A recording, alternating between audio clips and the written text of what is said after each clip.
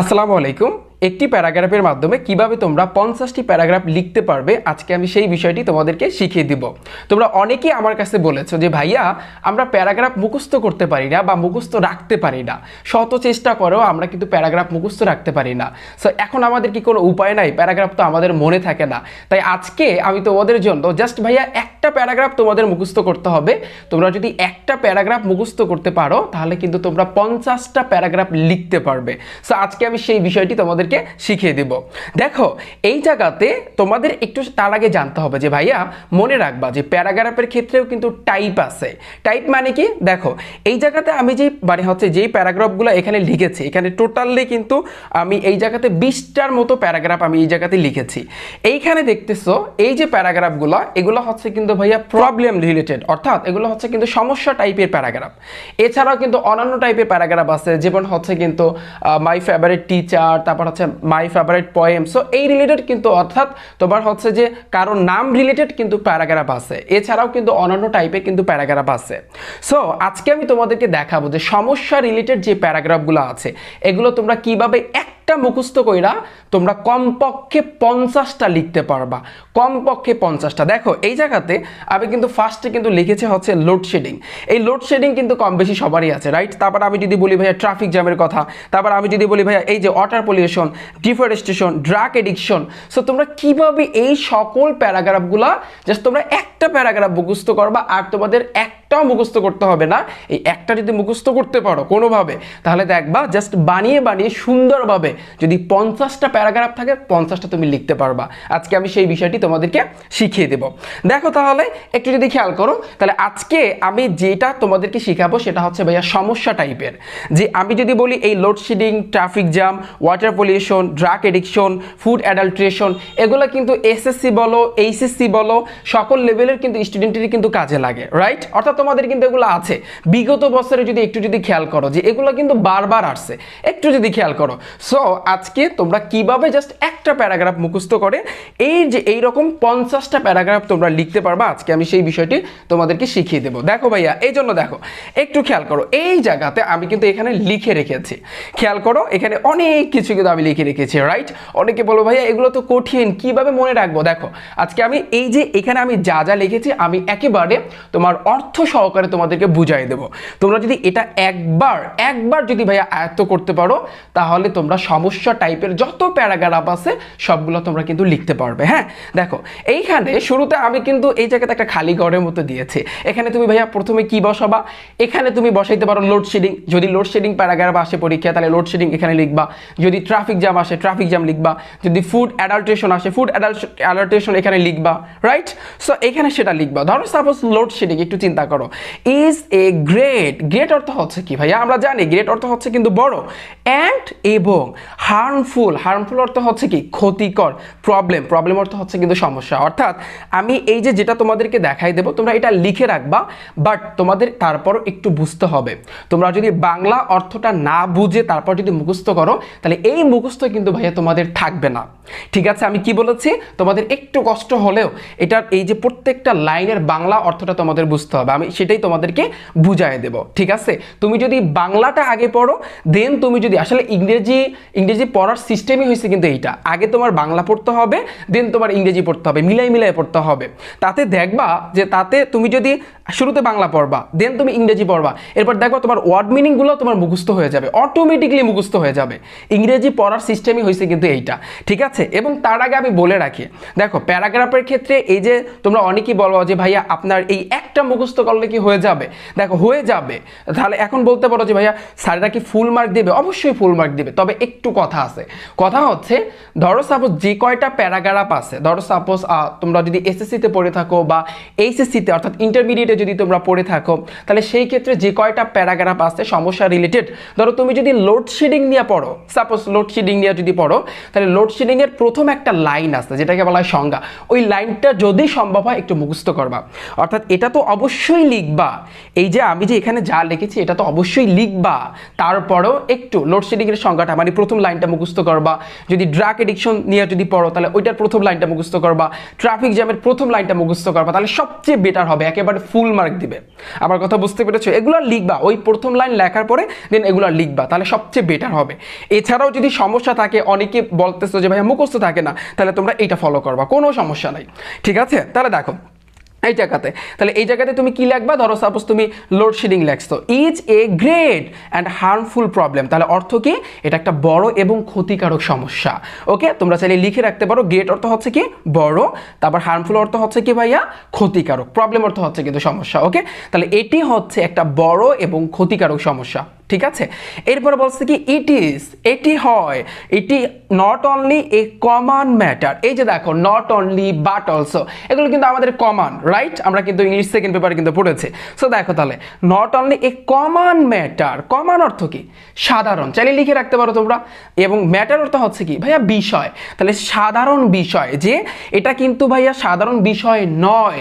কেন নয় কথাটা বললাম? কারণ এখানে নট আসছে, অর্থাৎ for our country, own country, আমাদের নিজের। এই ওন অর্থ হচ্ছে কিন্তু নিজের বা নিজস্ব। ফর অর্থ কি? জন্য। আওয়ার অর্থ কি? আমাদের। আমাদের, আর কান্ট্রি অর্থ হচ্ছে কিন্তু দেশ, অর্থাৎ আমাদের দেশের জন্য। এটা শুধুমাত্র আমাদের দেশের জন্যই সাধারণ বিষয় নয়, বরঞ্চ এই যে দেখো বাট, কিন্তু but also for other country to, অর্থাৎ এটা কিন্তু অন্যান্য দেশের জন্য একটা সাধারণ বিষয়। আমার কথা বুঝতে পেরেছো? তাহলে এই যে লাইনটা, এই যে it is not only a common matter for our own country but also for other country to, এটার অর্থটা কি হবে? যে এটা শুধু আমাদের দেশের জন্যই নয়, অন্যান্য দেশের জন্য কিন্তু এটা একটা সাধারণ বিষয়। মানে এই যে সমস্যা, যেই সমস্যা নিয়ে তুমি লিখতেছো, এরপর তুমি কি লিখবা? এই যে দেখো এখানে কিন্তু আমি আবার একটা ফাঁকা জায়গায় রেখেছি। এখানে তুমি যদি লোডশেডিং লেখো, লোডশেডিং লিখে দিবা, ঠিক আছে? ডিস্ট্রয়িং, বা ডিস্ট্রয়িং অর্থ হচ্ছে কি? ধ্বংস করা বা নষ্ট করা। সো তুমি যেটা বলো, সো ডিস্ট্রয়িং এটা কিন্তু ধ্বংস করে আওয়ার সোশ্যাল পিস। পিস অর্থ হচ্ছে কিন্তু শান্তি, সোশ্যাল অর্থ হচ্ছে কিন্তু সামাজিক। কি বলে এটাকে? সামাজিক। তাহলে ড্যাশ মানে হচ্ছে ডিস্ট্রয়িং, এটা কি করে? নষ্ট করে বা ধ্বংস করে আওয়ার, আমাদের সোশ্যাল পিস, আমাদের সামাজিক শান্তিটা কিন্তু নষ্ট করে বা ধ্বংস করে। অ্যান্ড এবং হ্যাপিনেস, হ্যাপিনেস অর্থ হচ্ছে কিন্তু সুখ। ওকে, তাহলে অর্থাৎ আমাদের এটা সমাজের শান্তি ও সুখ নষ্ট করে। তাহলে ডিস্ট্রয়িং অর্থ হচ্ছে কি? চাইলে তুমি লিখে রাখতে পারো, নষ্ট করে বা ধ্বংস করে। আর এখানে সোশ্যাল অর্থ হচ্ছে সামাজিক, এটা সবাই জানো। পিস অর্থ হচ্ছে কিন্তু শান্তি, আর হ্যাপিনেস অর্থ হচ্ছে কিন্তু সুখ। চাইলে তুমি লিখে রাখতে পারো, বেটার হবে। এরপরে কি দেখো, ডে বাই ডে, প্রতিনিয়ত বলতে পারো, বা দিন দিন, তুমি যাই বলো সেটাই হবে। সো ডে বাই ডে অর্থাৎ প্রতিনিয়ত, it is going out. Out অর্থ হচ্ছে কিন্তু বাইরে, ইন অর্থ হচ্ছে কিন্তু ভিতরে, এটা সবাই জানো, রাইট? প্রিপোজিশন কিন্তু কম বেশি সবাই পড়েছ। তাহলে কি? ডে বাই ডে, এটা প্রতিনিয়ত, ইট ইজ গোয়িং আউট, এটা কিন্তু বাহিরে যাচ্ছে। মানে অর্থটা হবে বাহিরে যাচ্ছে। কি কিসের বাইরে যাচ্ছে? অফ আওয়ার কন্ট্রোল, আমাদের নিয়ন্ত্রণের বাহিরে যাচ্ছে। আমার কথা বুঝতে পেরেছো? একসাথে পড়বা যে ডে বাই ডে, প্রতিনিয়ত বা দিন দিন, তোমার হচ্ছে it is going out of our control, অর্থাৎ এটা আমাদের নিয়ন্ত্রণের বাহিরে চলে যাচ্ছে। ওকে, এতটুকুর অর্থ। হুইচ, যেটি ইজ ভেরি অ্যালার্মিং, যেটা খুবই উদ্বেগজনক বা ভীতিকর। অ্যালার্মিং অর্থ হচ্ছে উদ্বেগজনক লিখতে পারো, অথবা ভীতিকরও লিখতে পারো, ঠিক আছে? অনেকগুলো, একটা শব্দের কিন্তু অনেকগুলো অর্থ আছে। ওকে, সো এতটুকু ক্লিয়ার। এরপরে দেখো, কিপিং দিস প্রবলেম, এই সমস্যাটা যদি চলতে থাকে, এরকম আসলে অর্থটা বোঝাচ্ছে। এই সমস্যাটা উই ক্যান নট ইমাজিন, দেখো খেয়াল করো, এই সমস্যাটা যদি চলতে থাকে তাহলে উই ক্যান নট, ক্যান অর্থ হচ্ছে কিন্তু পারা, তাহলে ক্যান নট মানে হচ্ছে কিন্তু পারবো না, আমরা পারবো না ইমাজিন, কল্পনা করতে, our peace and happy life. Peace অর্থ হচ্ছে কিন্তু শান্তি, হ্যাপি লাইফ অর্থ হচ্ছে কিন্তু সুখী জীবন। অর্থাৎ এই সমস্যাটা রেখে আমরা কি করতে পারবো না? আমরা আমাদের শান্তি ও সুখের জীবন কখনো কল্পনা করতে পারবো না। এতটুকুর অর্থ। কোথায় দেখো একটু খেয়াল করো, এই জায়গাতে কি বলেছি? এই যে দেখো, কিপিং দিস প্রবলেম, অর্থাৎ এই সমস্যাটা রেখে উই ক্যান নট ইমাজিন, আমরা কল্পনা করতে পারবো না আওয়ার পিস, আমাদের শান্তি, অ্যান্ড এবং হ্যাপি লাইফ, আমাদের সুখী জীবনটা। ওকে, সো তোমরা চাইলে বাংলা অর্থটা একটু লিখে রাখতে পারো। আমি বাংলা অর্থটা এই কারণে বোঝাচ্ছি, তুমি যদি শুধুমাত্র এটা পড়ে যাও তাহলে কিন্তু হবে না, তোমার বুঝতে হবে এখানে অর্থটা কি বলছে, এটা একটু কষ্ট হলেও তোমার বুঝতে হবে। এরপর দেখো, দো, দো অর্থ হচ্ছে কি ভাইয়া? যদিও। এই যে দেশ, এখানে তুমি লোডশেডিং লিখে দেবা, যদি ট্রাফিক জ্যাম লিখে থাকো এখানে লিখে দেবা। ইটস ভেরি টাফ, এটা আসলে খুবই কঠিন, টু রিমুভ, অপসারণ করা বা দূর করা। টাফ অর্থ হচ্ছে কি? কঠিন। রিমুভ অর্থ হচ্ছে কি? দূর করা। আর দো অর্থ কি? যদিও। সো যদিও এটা আসলে দূর করা খুবই তোমার হচ্ছে কি, তোমার কঠিন দিস প্রবলেম, এই সমস্যাটা কিন্তু দূর করা খুবই কঠিন টোটালি সম্পূর্ণভাবে from the society, from the society মানে সমাজ থেকে, ফ্রম অর্থ হচ্ছে কিন্তু হতে, দ্য সোসাইটি মানে সমাজ থেকে, বাট কিন্তু উই হ্যাভ টু ট্রাই, আমাদের চেষ্টা করা উচিত অ্যাট এনি কস্ট, যে কোনো মূল্যে হোক, যে করে মূল্যে হোক আমাদের কি করতে হবে, চেষ্টা করতে হবে। আমরা জানি এটা দো ড্যাশ ইজ ভেরি টাফ, এটা আসলে খুবই কঠিন আমরা জানি, টু রিমুভ দিস প্রবলেম, এই সমস্যাটা দূর করা টোটালি সম্পূর্ণভাবে ফ্রম দ্য সোসাইটি, অর্থাৎ এটা সমাজ থেকে দূর করা আমরা এটা জানি যেটা খুবই কঠিন, তারপরও আমাদের যে করে মূল্য হোক আমাদের কি করতে হবে, আমাদের উই হ্যাভ টু ট্রাই, আমাদের কি করতে হবে মানে চেষ্টা চালায় যেতে হবে বা চেষ্টা করতে হবে। ওকে, এতটুকু ডান। সো আমি আশা করি বুঝতে পেরেছ। এরপরে দেখো উইদাউট ছাড়া, উইদাউট অর্থ হচ্ছে কিন্তু ছাড়া, ঠিক আছে, উইদাউট রিমুভিং অর্থাৎ রিমুভ মানে কি দূর করা, তাহলে দূর করা ছাড়া, দেখো উইদাউট রিমুভিং মানে হচ্ছে কিন্তু দূর করা ছাড়া দিস অ্যাকিউট প্রবলেম, এই সমস্যাটা, so people can not, people মানে হচ্ছে জনগণ, ক্যান নট পারবে না, গেট রিলিফ তারা কিন্তু স্বস্তি পাবে না, ঠিক আছে, এই সমস্যাটা, এই যে আসলে অ্যাকিউট অর্থ হচ্ছে কিন্তু তীব্র বোঝায়, তীব্র প্রবলেম মানে তীব্র সমস্যা, এটাও তুমি বলতে পারো। সো যাই হোক, সো এই সমস্যাটা দূর না করে মানুষ কিন্তু স্বস্তি পেতে পারে না, এইটার অর্থ যে without removing this acute problem, অর্থাৎ এই সমস্যাটা দূর করা ছাড়া people can not get relief, এই রিলিফ অর্থ হচ্ছে কি স্বস্তি, ঠিক আছে, আমার কথা বুঝতে পেরেছো, সে স্বস্তি কিন্তু পেতে পারে না।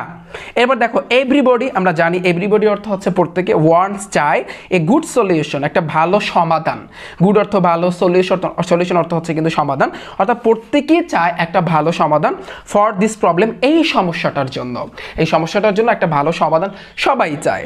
বিসাইড পাশাপাশি, এই যে গভর্নমেন্ট, এখানে গভর্নমেন্ট লেখা উচিত ছিল, গভর্নমেন্ট শুড মানে সরকারের উচিত কাম ফরওয়ার্ড এগিয়ে আসা, কাম ফরওয়ার্ড অর্থ হচ্ছে কি এগিয়ে আসা, টু ওভারকাম দিস প্রবলেম, অর্থাৎ এই যে সমস্যাটা, এই সমস্যাটাকে দেখো একটু খেয়াল করো, হ্যাঁ এই যে সমস্যাটাকে কাটিয়ে উঠতে আসলে সরকারের উচিত এগিয়ে আসা।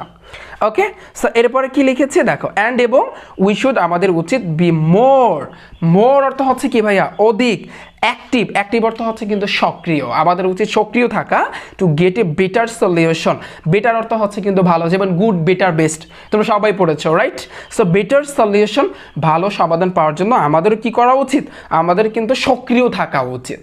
ক্লিয়ার? সো এতটুকু বুঝছো, অর্থগুলো বুঝছো তো? সো তোমাদের একটু আমি অনুরোধ রাখবো তোমাদের কাছে যে ভাইয়া আমি এখানে যতটুকু লিখেছি এখানে আমি তোমাদেরকে অর্থটাও বুঝিয়ে দিলাম, আমি আশা করি এখন তোমাদের কোনো সমস্যা হবে না, তোমরা যদি পারো প্রত্যেকটা শব্দের অর্থ মুখস্থ করবা যারা পারো, আর যারা পারো না তাহলে সেক্ষেত্রে তোমাদের কথা হচ্ছে কিন্তু ভিন্ন, তোমাদের জোর করবো না যে তোমাদের মুখস্থ করতেই হবে, ঠিক আছে, তোমরা যারা পারো তোমাদের বেটার হবে, বিকজ তোমাদের সিন বলো আনসিন বলো, ইভেন তুমি যদি ইংরেজি বানায় লিখতে চাও অবশ্যই কিছু শব্দের অর্থ তো তোমার জানতে হবে, তাই না, আমি প্রত্যেকটা শব্দের অর্থই কিন্তু বলেছি, ঠিক আছে, তোমরা চাইলে একটু সাথে সাথে লেখা রাখতে পারো, এটা লেখার পরে লেখা রাখতে পারো, বেটার হবে। দেখো এখন একটু আসি, দেখো আমি কিন্তু প্যারাগ্রাফ আমি নিজেও মুখস্থ করি নাই, আমি কি করেছি জানো, প্যারাগ্রাফ বলো ইসে বলো, সো এগুলো কি করছে, প্রথম একটা লাইন যদি আমি লোডশেডিং পড়তাম, লোডশেডিং এর দুই একটা লাইন আমি মুখস্থ করতাম আর তা সব বানায় লিখতাম, আমি যদি ট্রাফিক জ্যাম পড়তাম দুই একটা লাইন কিন্তু ফার্স্টের দিকে যে সংখ্যাটা আছে ওটা কিন্তু মুখস্থ করতাম আর তা সব বানায় লিখতাম, মেইন হয়েছে কিন্তু বানিয়ে লেখা। এখন তোমরা আসলে বানিয়ে কিভাবে লিখতে পারবা, এই জন্য কিছু ওয়ার্ড মিনিং তোমার মুখস্থ করতে হবে, আর বিশেষ করে তোমার টেন্সটা জানতে হবে, টেন্স নিয়ে কিন্তু আমি আলোচনা করেছি একেবারে শর্টকাটে, তুমি টেন্স কিভাবে ধরতে পারবা আমি কিন্তু অলরেডি আমার এই ইউটিউব চ্যানেল রিফাত একাডেমিতে তোমরা ভিডিওটা পাবা, অর্থাৎ রিফাত একাডেমিতে যদি ক্লিক করো ভিডিও অপশনে যদি যাও একটু নিচের দিকে যেতে হবে, তাহলে তোমরা টেন্স নিয়ে আমার একটা ভিডিও পাবো, ওইটা যদি দেখো আমি আশা করি টেন্সের যদি কোনো সমস্যা থাকে একেবারে জিরো থেকে আমি আলোচনা করছি, একেবারে জিরো থেকে একেবারে মানে হচ্ছে শুরু থেকে আলোচনা করছি যাতে করে টেন্সে কোনো সমস্যা না হয়। সো তুমি যদি টেন্স পড়ো এবং কিছু শব্দের অর্থ যদি একটু মাথায় রাখতে পারো তাহলে দেখবা ইংরেজি কিন্তু তুমি নিজেও বানিয়ে লিখতে পারবা, ঠিক আছে। সো এই ছিল ভাইয়া তোমাদের জন্য ছোট্ট একটা ক্লাস তোমাদের জন্য জাস্ট, এবং সামনে তোমরা কিভাবে ইংরেজি বানিয়ে লিখবা অবশ্যই তার উপর ক্লাস নিয়ে আসবো, মানে প্রতিনিয়ত ক্লাস নিয়ে আসবো, এবং তোমরা হচ্ছে ডায়লগ বলো, মানে হচ্ছে কতটুকু মুখস্থ রাখতে হবে, বা ডায়লগ তোমরা কিভাবে যদি কমার না পড়ে সেক্ষেত্রে তোমরা কিভাবে বানিয়ে লিখবা, সিভি তোমরা কিভাবে লিখবা, লেটার কিভাবে লিখবা, অ্যাপ্লিকেশন কিভাবে লিখবা, each and everything English first paper এবং সেকেন্ড পেপারের উপর যত রাইটিং সাইডের যত কিছু আছে শর্টকাটে তোমরা কিভাবে লিখতে পারবা বা বানিয়ে কিভাবে লিখতে পারবা, আমি অবশ্যই আমার এই চ্যানেলে রিফাত একাডেমিতে ইনশাল্লাহ ধারাবাহিকভাবে আমি ক্লাস নিয়ে আসতেছি তোমাদের জন্য। ঠিক আছে, সাথে থাইকো ভাইয়ারা রিফাত একাডেমি এই ইউটিউব চ্যানেল এবং ফেসবুক পেজে। দেখা হচ্ছে ভাইয়া পরবর্তীতে তোমাদের সাথে। আল্লাহ হাফেজ।